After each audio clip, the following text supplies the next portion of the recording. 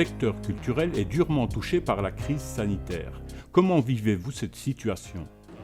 La situation des musées et des lieux d'exposition en général est plus confortable que celle que vivent mes collègues des arts de la scène, puisque contrairement à eux qui sont toujours fermés, les musées, nous avons pu réouvrir assez rapidement. Certaines de nos activités, comme les visites de groupe, les conférences, tout ce qui rassemble des personnes, sont des activités suspendues, mais globalement, on est ouvert. Et de surcroît, le public répond assez massivement aux propositions. Donc je crois que les directeurs de musées comme moi, on ne peut pas se plaindre de la situation. Pensez-vous que l'impact de la crise sanitaire sur votre activité est positif ? Je n'irais pas dire que c'est positif parce qu'on sait très bien qu'on vit dans une société où certaines personnes, certains travailleurs, notamment dans les maisons de repos, dans les hôpitaux, travaillent dans des situations très compliquées. Mes collègues des arts vivants le sont aussi, donc je ne parlerai pas de positif, mais je dirais que nous ne sommes pas ceux qui sont les plus à plaindre. C'est la raison pour laquelle on est actif, on propose des activités et on invite le public à nous rejoindre sous différentes formes. Est-ce que cette crise a provoqué des changements dans votre programmation ? Par exemple, tout ce qui est des activités qui entraînaient un regroupement de personnes ont été suspendues. On ne peut pas accueillir de visites de groupe, alors qu'on a quand même beaucoup de demandes. On ne peut plus faire de conférences, on ne peut plus faire nos goûters philo, on ne peut plus faire nos ateliers SO avec des enfants de moins de 12 ans. Donc on a essayé un petit peu de développer d'autres activités pour continuer à toucher le public.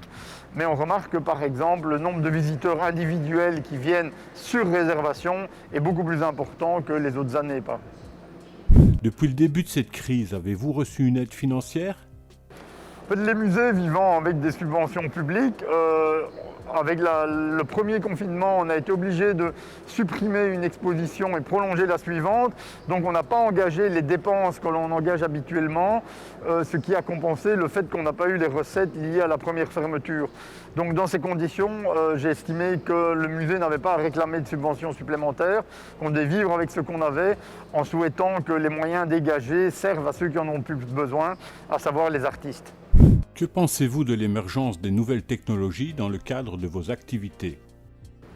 Les nouveaux moyens de communication, comme la facilité pour faire des capsules vidéo, les réseaux sociaux, tous ces moyens de communication sont utiles dans le sens où ça a permis au musée de devenir presque un self-média. C'est-à-dire qu'on est notre propre média, on est moins tributaire de la communication ou de l'audience qu'allaient nous accorder d'autres médias.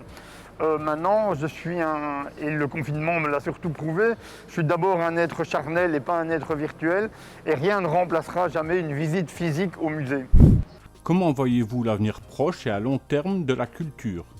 J'espère qu'on va pouvoir retrouver un peu une situation normale. La situation actuelle a fait qu'on a rencontré parfois un nouveau public, que des gens qui n'étaient jamais venus ou très peu venus au BPS 22 l'ont redécouvert, se sont dit c'est quand même un endroit sympa, on va y retourner et on va surtout essayer de travailler durant les prochains mois à fidéliser ce public qui est venu puisque les musées étaient les seuls lieux culturels ouverts. Avez-vous quelque chose à ajouter ? Eh bien, bonjour à tous, vous êtes toujours les bienvenus. Le BPS 22 n'est pas fermé, mais voilà, on est toujours prêt à accueillir qui veut passer au musée.